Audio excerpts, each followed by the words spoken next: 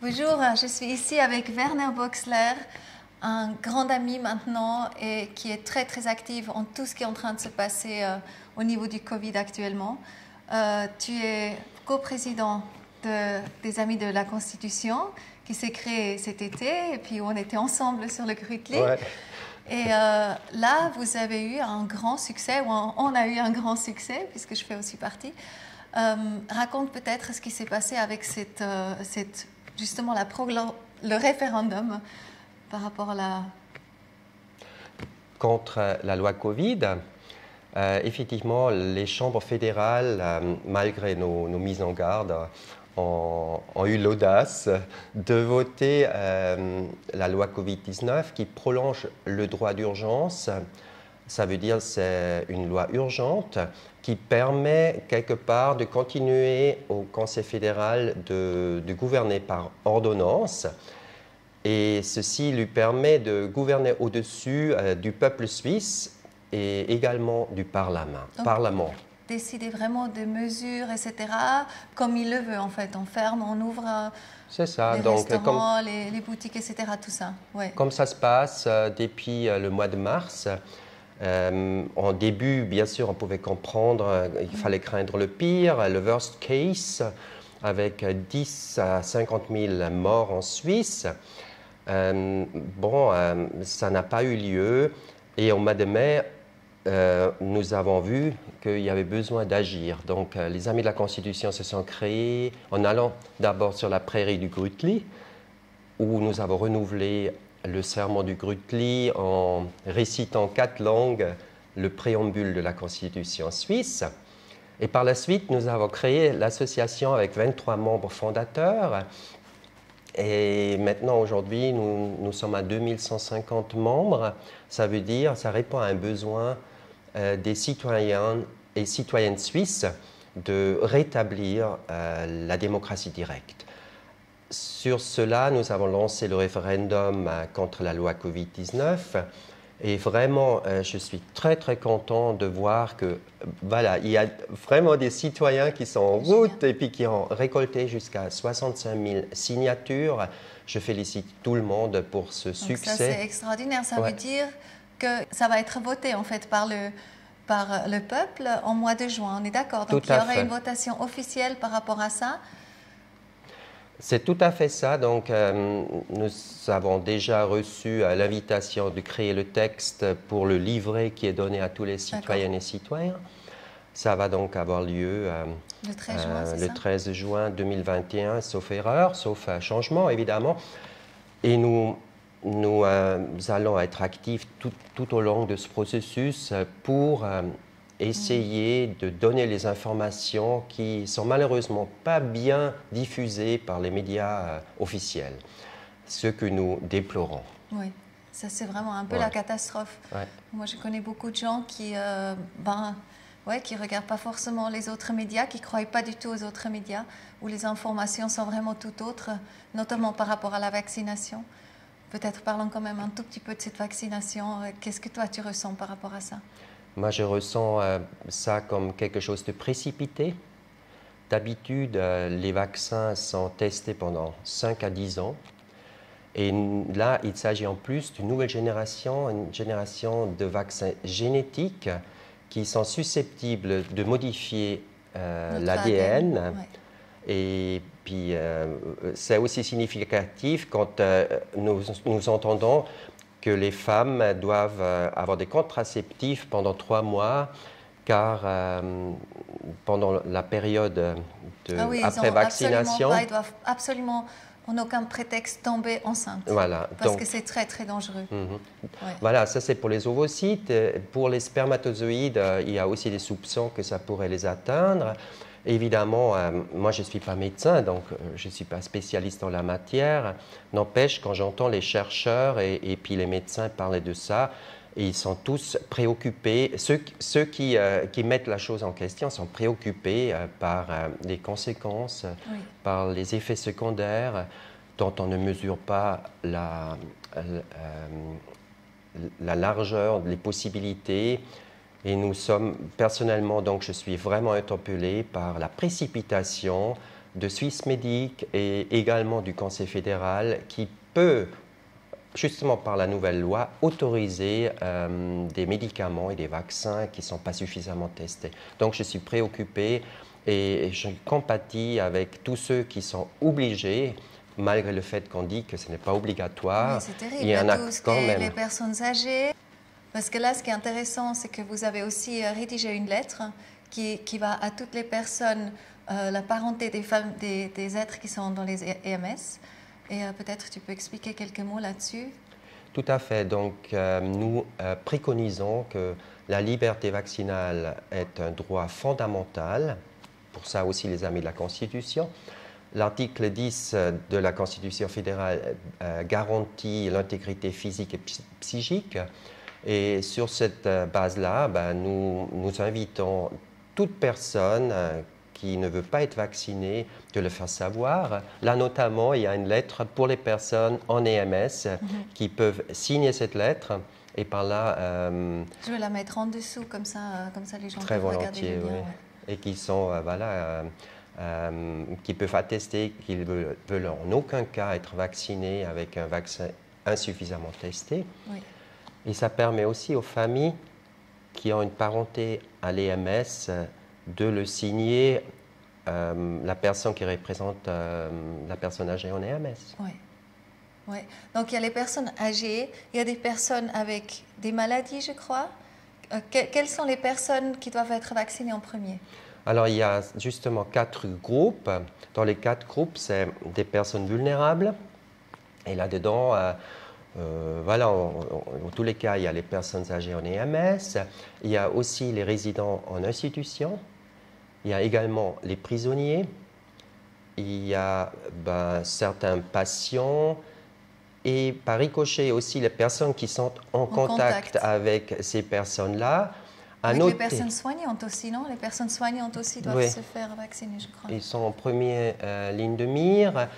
Aujourd'hui, on dit, voilà, ce n'est pas obligatoire, je le salue. N'empêche, jusqu'où une infirmière qui n'est pas d'accord de se faire vacciner va pouvoir continuer à faire son travail, ça, les prochains mois vont nous le dire. Oui. Après, il y a aussi dans ces 4 groupes la clause que si on a une personne vulnérable dans son ménage, ça veut dire... Si on prend soin de sa grand-mère ou de son père à la maison, on tombe aussi sous le couperet des 4 groupes. Oui. Ça veut dire toute la famille en ricochet va devoir se faire vacciner. Et si ces personnes ne sont pas d'accord, qu'est-ce qu'on peut faire? Alors ça, justement, ça échappe un petit peu à mon entendement. Parce que je me dis, on ne peut pas forcer, on ne rend pas obligatoire. En même temps, on fait tout pour les convaincre que c'est pour leur bien, que ces vaccinations vont les protéger, même si on dit, malgré les vaccins, ce n'est pas garanti qu'on ne va pas transmettre le virus, qu'on ne va pas pouvoir le choper, qu'on ne va pas pouvoir tomber malade, qu'il faut quand même continuer à mettre les masques, et aussi il faut maintenir la distance physique. Alors, moi, je dois dire, je ne comprends pas grand-chose à cette logique-là, ça m'échappe complètement. Oui, d'accord. Ouais. OK. Et là, peut-être tu veux encore rajouter quelque chose par rapport à... je dirais tout simplement, comme on dit souvent, mieux vaut dormir 3 fois dessus. Ah oui, c'est ça. Vraiment attendre. Vraiment attendre peut-être même 6 mois. Les gens qui ont vraiment envie d'être les premiers à faire le vaccin. Mais attendons 6 mois et regardons les résultats parce qu'il y a des résultats très inquiétants des gens en Angleterre. Sur 100 000 personnes qui étaient vaccinées, c'est ça? Il y a eu plus que 3 000 personnes qui étaient incapables de travailler par la suite. Et ça, c'est des statistiques maintenant qui sont totalement officielles. Je pense que c'est vraiment bien d'être au courant de ça. Et ce qui est aussi important, c'est qu'il n'y a pas eu plus de mortalité, quand même encore une fois, cette année que l'année passée. Pas plus de problèmes pulmonaires, etc. C'est ce qu'on dit que le Covid, il est lié à ça. Il n'y a pas, du coup, la grippe, elle a 100% disparu, donc tant mieux. Mais voilà, miraculeusement. Donc il y a quand même des trucs qui sont tellement aberrants. Donc ça, c'est vraiment à chacun de réfléchir à vraiment arrêter peut-être de s'orienter trop à l'extérieur, de venir à soi, de dire mais il y a un truc qui cloche, quoi. Il y a un truc qui cloche. Alors j'attends avec cette vaccination vraiment important, vraiment, vraiment important. On attend un temps. Moi, je suis très inquiète pour les gens qui vont se faire vacciner. Personnellement, je ne fais vraiment pas du tout confiance. Moi, je crois que ça, justement, notre essence, c'est notre essence divine, ce qu'on a reçu avec la naissance. C'est notre ADN incroyable, nos forces créatrices. Et en fait, là, on va aller manipuler ça et on va faire un OGM humain avec nous. Donc, on sait justement ce que ça fait avec le blé, etc. Ouais. Et ce que ça crée comme problème. Hein. Et ce sera la même chose. Tout à fait. Donc, le collectif Santé, en lien avec d'autres associations, a créé un moratoire. Ça veut dire une lettre ouverte au Conseil fédéral qui est maintenant publiée. Ce moratoire peut être co-signé encore présentement par le personnel de la santé, les médecins, tous ceux qui sont thérapeutes et qui sentent que le moratoire est une bonne chose. Il faut attendre justement dans cette optique-là. En parallèle, maintenant, il y a une pétition qui a été lancée par plusieurs mouvements suisses de la Suisse romande. Aussi, les Amis de la Constitution sont co-signataires de la pétition. Donc, elle circule et vous pouvez la signer sous collectif-santé.ch. C'est joli hein, quand deux Suisses allemands parlent ensemble comme ça. Alors, magnifique. Merci pour tout ce que vous faites. Et là, il y a encore vraiment autre chose maintenant qui est en train d'arriver. Et ça, c'est extrêmement urgent. Et c'est dans les 15 jours qui viennent. Ouais. C'est la loi du terrorisme, c'est qu'on peut prendre prisonnier, donc la police peut venir sans mandat d'arrêt, ils peuvent rentrer dans toutes les familles. Donc moi, par exemple, qui j'annonce, que je dise des choses comme ça, ils peuvent me prendre, ils peuvent m'arrêter pendant 9 mois sans qu'il ait un mandat d'arrêt. Donc là, ça ressemble grandement à une dictature. Ah oui. Il ne faut pas faire laisser passer ça. Et voilà, peut-être tu racontes un petit peu sur ce référendum qu'on doit signer jusqu'au 13-12 janvier, impérativement. En dessous, c'est marqué aussi de la vidéo, donc on peut l'imprimer, faire signer tous ces gens qui ne veulent pas ça non plus, qui ne veulent pas cette dictature, qui veulent être libres, hein, qu'on rentre dans un nouveau monde maintenant. Tout à fait. Mais soyons actifs avant, quoi. Ouais. Et là, il s'agit tout simplement de protéger les droits de l'homme. Et je rajoute aussi protéger le droit de l'enfant. Car c'est donc la feuille officielle pour signer. Et puis, 4 lignes.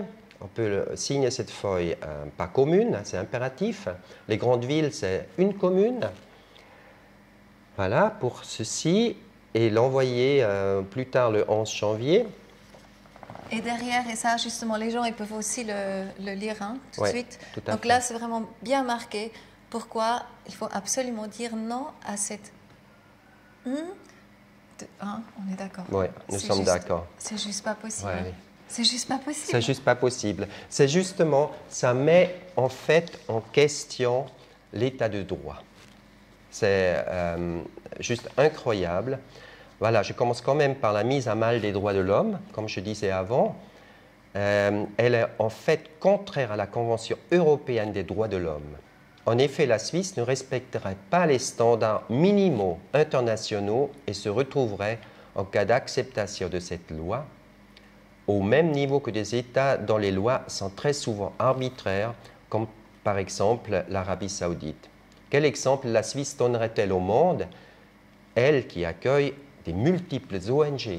Et c'est justement aussi une crainte des organisations non gouvernementales qui ont souci aussi par rapport à cette loi, comme 60 professeurs de droit suisses qui travaillent aussi proche avec l'ONU, qui ont fait un appel déjà au mois de mai au Conseil fédéral et aux chambres pour dire que cette loi ne respecte pas les droits minimaux et fondamentaux de la Suisse et les droits de l'homme.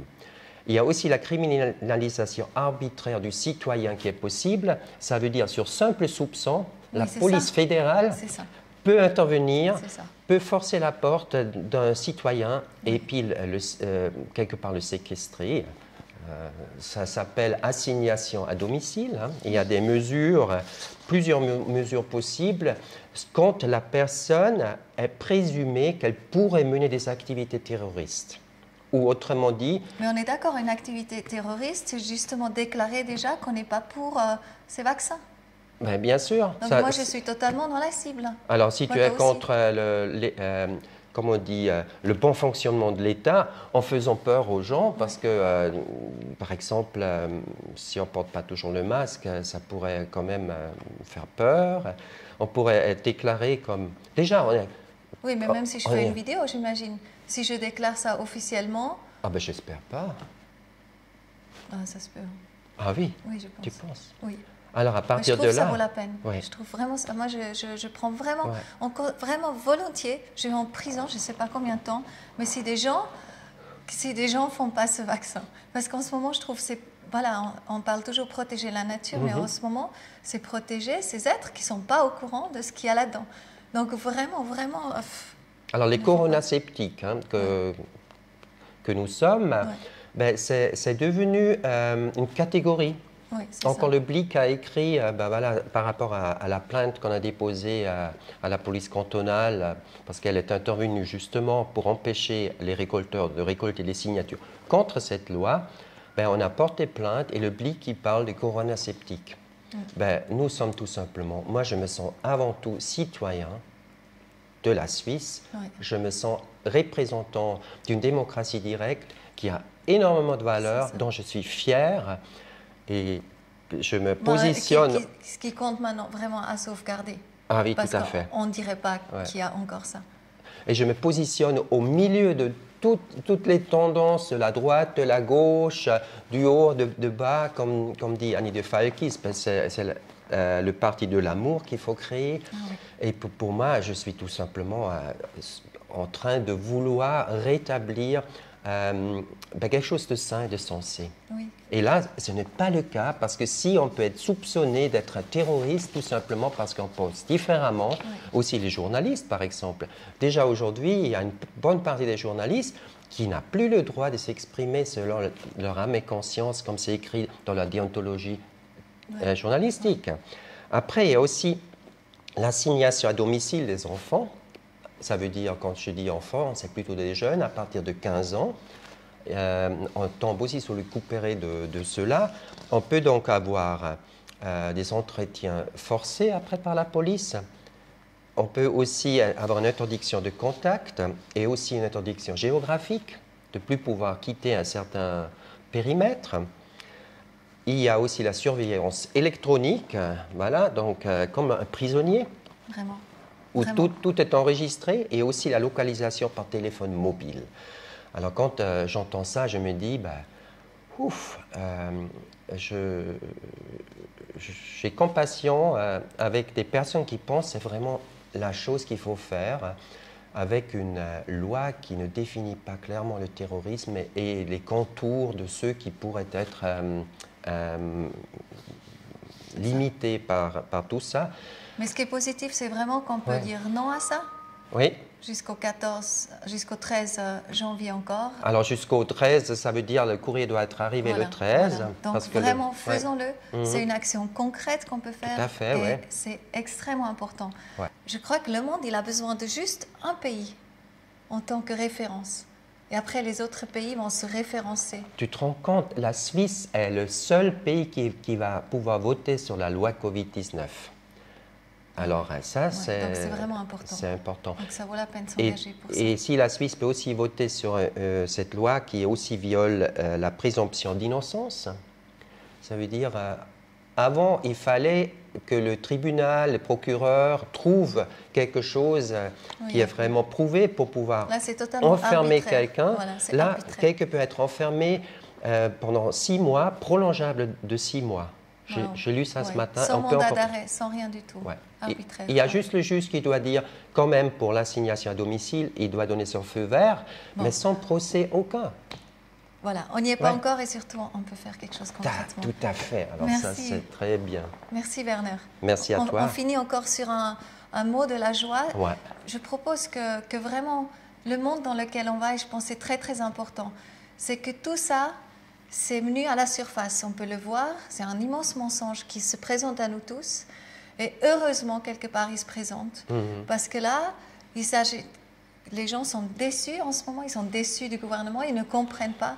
Mais en fait, c'est un grand cadeau aussi, parce qu'en fait, après la déception, il y a la vérité qu'on voit. Et je pense que c'est aussi, malgré tout, et malgré comme c'est dur pour tellement de gens actuellement, mais c'est aussi une énorme chance de venir à soi, de venir à qu'est-ce qui est vraiment important pour moi. Qu'est-ce que toi, tu vois encore dans ça? Alors, je vois qu'il y a des choses qui sont devenues précieuses à travers ce processus de Covid. L'amitié est devenue précieuse. Oui. Il y a certaines amitiés Les qui rencontres, changent. oui. Il y a des nouveaux amis. Et vraiment, je sens que la valeur de la rencontre, de l'échange et aussi de qu'est-ce que je veux dans ma vie, qu'est-ce qui est vraiment important dans ma vie. C'est ça. L'essentiel peut jaillir pour tous ceux qui ouvrent leur cœur et qui ouvrent leur personne à l'avenir. Parce que l'avenir va être différent Oui. que, Elle est que neuve. ce que nous vivons. Elle est à nous de Ouais, crier. c'est ça. Hein, c'est vraiment ça, c'est une immense chance aussi. Donc tenons bon, on est ensemble, on n'est vraiment pas seuls, on Ouais. s'aime. Et, ouais, vraiment faisons confiance, vraiment ayons foi dans un grand plan qui nous est encore voilà, caché en ce moment, mais il y a quand même quelque chose de beau. En tout cas, moi je suis très très positive Ouais. qu'à la fin tout ira bien. Ouais, oui. Et nous vous accueillons avec joie. Oui. Dans cette cause que nous défendons. Voilà. Alors, bienvenue. Merci. Merci. Et à très vite. Ouais, au revoir.